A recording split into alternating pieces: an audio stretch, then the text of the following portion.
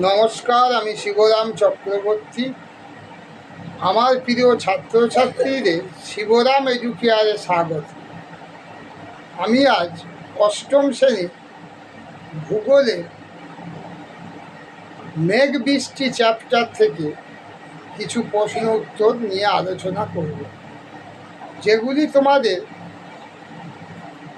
দ্বিতীয় পর্যায় ক্রমিক মূল্যায়নের জন্য খুবই গুরুত্বপূর্ণ। তোমরা পারলে এগুলি একটু নোট করে নিতে পারো। তোমরা তো ছাত্রবন্ধু, সহায়িকা, প্রশ্নবিচিত্রা প্রভৃতি থেকে প্র্যাকটিস করছো, সেই সঙ্গে এগুলো একটু দেখে রাখলে তোমাদেরই ভালো হবে। শুরু করছি।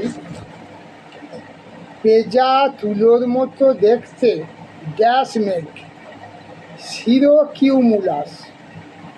সম্পৃক্ত বায়ুর আপেক্ষিক আর্দ্রতা গ্যাস 100%। গ্যাস মেঘ থেকে সবচেয়ে বেশি ঝড় বৃষ্টি হয়। কিউমুলোনিম্বাস। বেশি উচ্চতার মেঘগুলির গড় নিম্নতম উচ্চতা 10 ফুট, 20,000 ফুট। কিউমুলোনিম্বাস মেঘের উচ্চতা ভূপৃষ্ঠ থেকে প্রায় 10 ফুট, 12,000 ফুট। বাষ্পীভবনের বিপরীত প্রক্রিয়া গ্যাস ঘনীভবন। নিরক্ষীয় অঞ্চলে বিকেলের পরিচলন বৃষ্টিপাতকে বলে গ্যাস 4 o'clock রেন। ফুলকপির মতো দেখতে গ্যাস মেঘ, উত্তর হবে কিউমুলাস।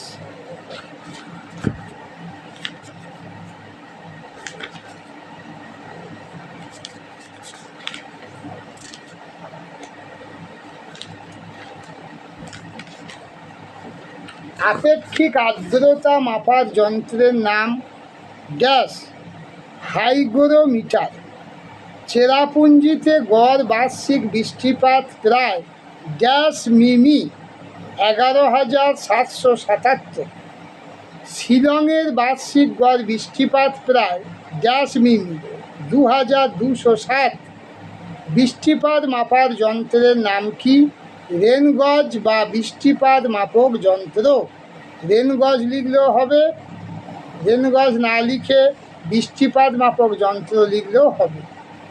জলকণা ও তুষারকণার আংশিক মিশ্রিত রূপ হল গ্যাস, উত্তর হবে সিলিট। দন্তেশ্বয় লয়ে হস্যি ট। পশ্চিমবঙ্গে কোন কোন ঋতুতে মাঝে মাঝে শিলাবৃষ্টি হতে দেখা যায়? বসন্ত ও গ্রীষ্ম। তুষার মাধ্যাকর্ষণের টানে ভূপৃষ্ঠে ঝরে পড়লে তাকে গ্যাস বলে, তুষারপাত। সাধারণত গ্যাস ঋতুতে ক্রান্তীয় ঘূর্ণবাতের প্রকোপ দেখা যায় শরৎ। 2009 সালে ভারতে ঘূর্ণবাত কী নামে পরিচিত? আয়লা। ইয়াস ঘূর্ণবাত কত সালে হয়? 2011 সালে। বঙ্গোপসাগরে ক্রান্তীয় ঘূর্ণবাত কী নামে পরিচিত? সাইক্লোন।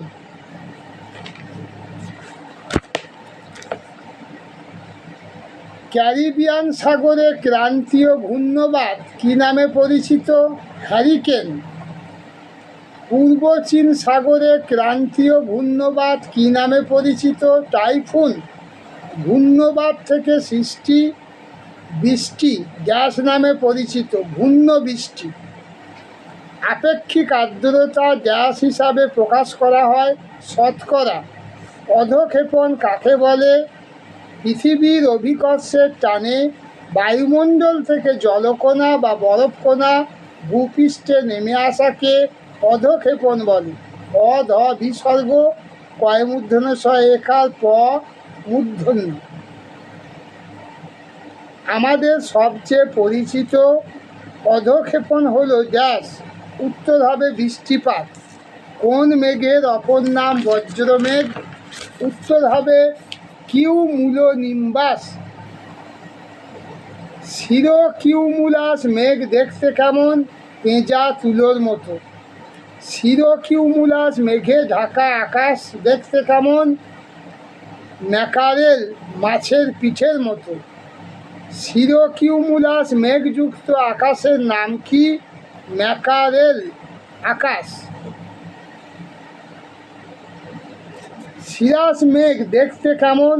সাদা রঙের, স্বচ্ছ, হালকা পালকের মতো।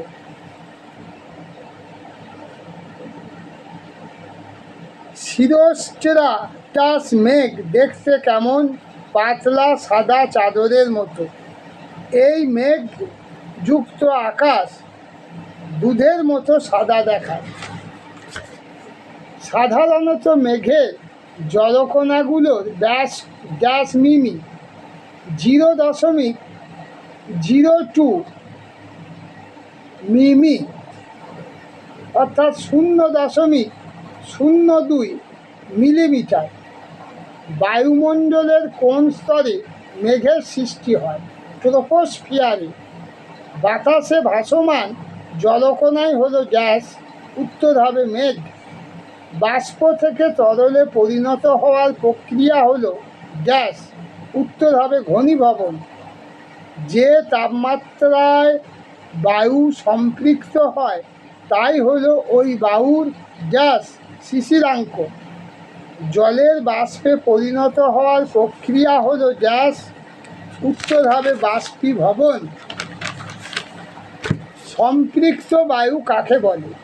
কোনো নির্দিষ্ট উষ্ণতায় নির্দিষ্ট পরিমাণ বায়ু যতটা পরিমাণ জলীয় বাষ্প ধারণ করতে পারে সেই পরিমাণ জলীয় বাষ্প থাকলে ওই বায়ুকে সম্পৃক্ত বায়ু বলে। আজ আমি আলোচনা করলাম তোমরা যারা অষ্টম শ্রেণীতে পড়ছ তাদের দ্বিতীয় পর্যায়ক্রমিক মূল্যায়নে ভূগোলে মেঘ বৃষ্টি চ্যাপ্টার থেকে। এগুলি অতি সংক্ষিপ্ত প্রশ্ন উত্তর।